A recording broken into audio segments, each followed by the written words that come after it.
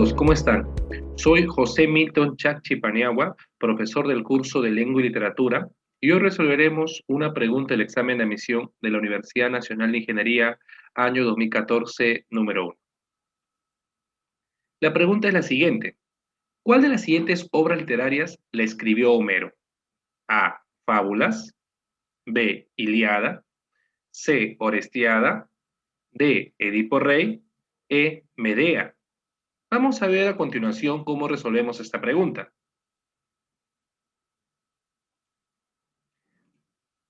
Vamos a comentar, en este caso, cada obra que está mencionada en la pregunta. Por ejemplo, las fábulas de Esopo. Quizás alguna vez hemos escuchado de esta obra. Esta obra básicamente tiene su origen o su data de la de la época arcaica, estamos hablando también conocida como la época jónica. Posiblemente fueron recopiladas más o menos en el siglo VI ante nuestra era. Y como sabemos por ahí, el tema de las fábulas se vincula principalmente con la idea de una moraleja, de una intención didáctica, como señala justamente acá.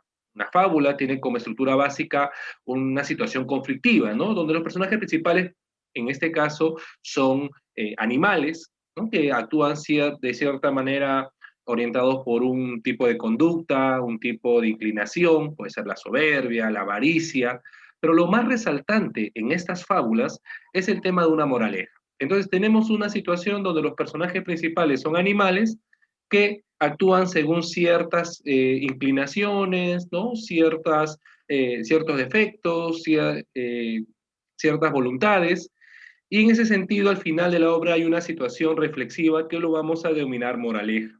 Pero nos damos cuenta que las fábulas pertenecen al autor de Esopo.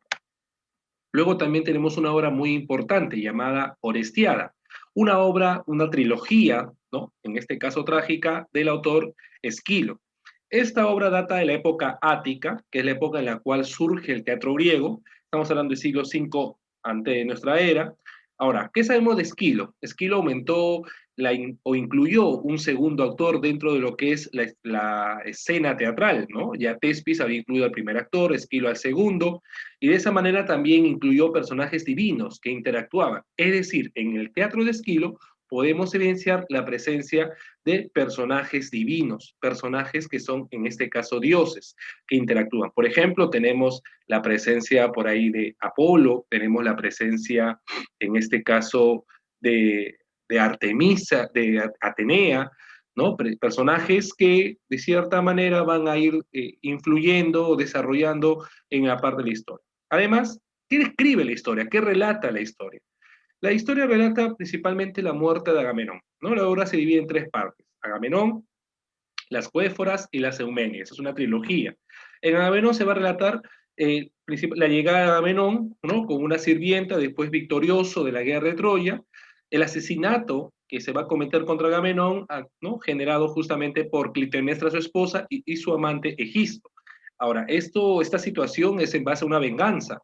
Hay que recordar que Agamenón, para poder partir hacia Troya, asesinó, sacrificó a su hija Ifigenia. Es por ello que Clitemnestra, en sentido de venganza, va a matar a Agamenón. ¿Ok? Ahora, ¿qué sucede? Vamos a ver que como el rey ha fallecido, es necesaria la presencia de un vengador. Y ese vengador va a ser el hijo de Agamenón, cuyo nombre es Orestes. Orestes, en la segunda parte, llamada Las Cuéforas, Orestes va a comenzar a urdir todo el plan con su hermana Electra para poder asesinar en este caso, su madre Clitemnestra, debido al asesinato de Agamenón. Y eso se va a dar en la tercera parte, las Euménides, donde vamos a ver que Orestes asesina a Egisto, asesina a su madre, pero como ha cometido esto llamado matricidio, es perseguido por las Furias, que son divinidades vengadoras que van a castigar esta situación. Ahora, Orestes va a dirigirse hacia Aerópagos, ¿no? Donde se va a dar un juicio. ¿Por qué? Van a cuestionar si realmente Orestes es culpable o no. Porque Orestes ha matado a su madre, pero ¿es realmente culpable Orestes? ¿O solamente estaba motivado por una venganza? Y en ese momento van a ver justamente, se considera como el primer juicio de la historia, ¿no? Y en esta obra se va a evidenciar ello, una situación conflictiva en la cual van a haber personas bueno, las furias van a ser las que defiendan, las erinias también van a ser las que defiendan el alma de Clitemnestra, pero por otro lado, acá aparece una figura muy importante, el Deus ex machina. que va a ser la figura de Atenea. Atenea es una diosa que, como sabemos nosotros, no surgió de una mujer, surgió de la cabeza de Zeus. Es decir, en su nacimiento no se involucró una mujer. Es por ello que considera, y también los alegatos que se consideran en el juicio, de que la muerte de un rey es mucho más importante o valiosa que la muerte de una reina. Pues si Orestes mató a Clitemnestra fue porque Clitemnestra mató a dos personas. ¿Quiénes dos personas? Agamenón, que era rey y era también, en este caso, esposo de ella. Entonces, por eso que se dice justamente que Orestes termina siendo exculpado, termina siendo absuelto de toda esta culpa, y de esa manera las erinias que estaban molestas, incómodas por esta situación, terminan siendo transformadas en euménides, en seres que van a llevar ahora sabiduría, conocimiento, justicia a todo el mundo. Ya no estás a estos seres que castigaban basándose en la ley de Talión, ojo por ojo, diente por diente, sino que a partir de ahora la justicia ya no va a ser vengativa, sino racional. Luego también tenemos otra obra, que es mucho más conocida, la obra llamada Edipo Rey, en este caso de Sófocles. ¿Qué sabemos sobre esta obra? Sabemos que Aristóteles, en la tragedia perfecta, en la obra llamada La Poética, la consideraba como la tragedia perfecta.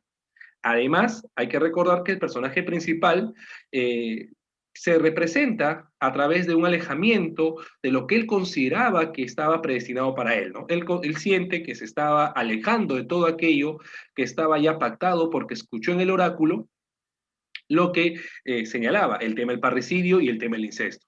Hay que recordar que la obra, ¿por qué se le considera tragedia perfecta? Porque la obra está en un solo espacio, que es el Palacio de Tebas, transcurre en un solo día y aborda un solo tema, el punto de o el asunto de la predestinación. Hay que recordar que la obra tiene como inicio justamente los ruegos, los pedidos de los ancianos de Tebas y tiene como final lo que es digamos así, el autodestierro de Edipo, ¿no? Entonces, todo lo que se sabe anteriormente es parte de un mito, pero la obra inicia desde los ruegos del pueblo tebano hasta el destierro de Edipo. Hay que recordar que el autor, también considerado como el para tragedia, incluyó al tercer actor dentro de la escena trágica. De esa manera la participación del coro fue disminuyendo. Asimismo, también incluyó personajes netamente humanos. Ya no vamos a ver personajes divinos como lo vimos en el teatro de Esquilo. Y también tenemos otra obra muy importante llamada Medea. Medea de Eurípides. ¿Qué sabemos de esta obra? Eurípides es uno de los tres autores importantes de lo que es la etapa ática.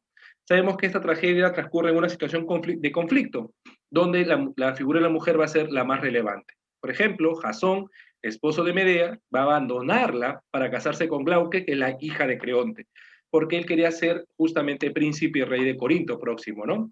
Pero Medea siente de esta manera una afrenta, ¿no? Un tipo de ofensa porque su esposo la ha abandonado y se está casando con otra mujer.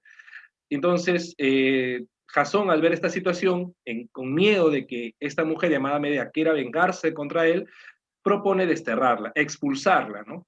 Entonces, Medea finge aceptar esta situación, finge aceptar el nuevo matrimonio de Jasón, y no solamente eso, sino que le regala, ¿no? Le hace un presente a Glauce. Y ese presente, cuando lo toca Glauce, rápidamente comienza a tener problemas. ¿Por qué? Porque era como una corona, un objeto que genera en ella cierto dolor y muere, en este caso, Glauce. Luego vamos a ver que al ver esta situación, lo que hace Medea también es asesinar a sus hijos, ¿no? Y cuando Jasón se entera de eso, se entera que han matado a la que iba a ser su esposa y también, en este caso, sus hijos, Medea huye en el carro del dios Helios, ¿no? Porque ya había pactado toda esta situación y cuando se alejaba, comienza a decirle a Jasón que la culpa de toda esta situación no lo tiene ella, sino él, por causar toda esta afrenta al matrimonio, por buscar otra mujer. Asimismo, el autor, entre los aportes que tiene justamente fue la disminución de la participación del coro, también lo que hizo es humanizar más a sus personajes, ¿no? Observamos en las obras de Eurípides la presencia de personajes mucho más humanos, nos expresan cuestiones que quizás no lo veíamos anteriormente, los sentimientos, la venganza, el odio, esos aspectos que en obras anteriores ya no lo habíamos mencionado. Y sin duda entonces la obra que quedaría sería la Ilíada, que es la obra en este caso de Homero. ¿Qué sabemos de la Ilíada? Sabemos que es una epopeya heroica que relata como tema principal la cólera de Aquiles y sus consecuencias en plena guerra de Troya. Hay que tomar en cuenta que la guerra duró 10 años, pero esta obra solamente cuenta los últimos 51 días del 10º año. Además, vamos a ver que en esta obra hay incorporación de epítetos, símiles y también la presencia de seres mitológicos, ¿no? De una base mítica también, y tiene la visión de la vida como la lucha constante, ¿no? La lucha constante como medio para la realización del destino personal. El autor de esta obra es Homero. Por eso que tenemos, ¿cuál de las siguientes obras literarias la escribió Homero? Lógicamente la alternativa sería la B. Muy bien, muchas gracias por quedarte hasta aquí. Eso sí, no te olvides, por favor, de ver la resolución de otras preguntas de admisión que tenemos para ti. Muchísimas gracias y muchos éxitos en tu examen.